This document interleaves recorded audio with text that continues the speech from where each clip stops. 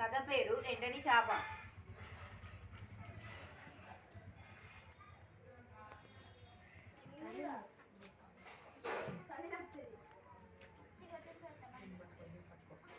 పట్టుకోరా. ఒక చేప దొరికింది నాకు. చేపని ఇక్కడ ఎండబెడతాను. కొద్దిసేపు పైన వచ్చి చూస్తాను.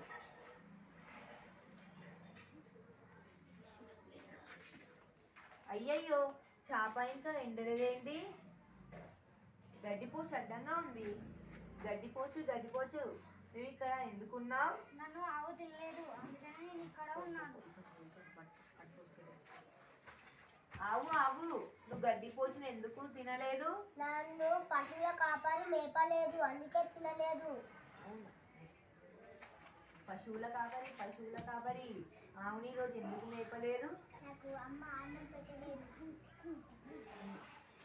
అమ్మ పశువుల కాపరికి అన్నం ఎందుకు పెట్టలేదు? పిల్లాడు చీమ కుడితే ఇంట్లో వేసాడు. చీమ నువ్వు పిల్లాన్ని ఎందుకు కుట్టావు? నా బంగారు పుట్టలో చెయ్యి పెట్టిండు, అందుకే నేను కుట్టాను. అవునా?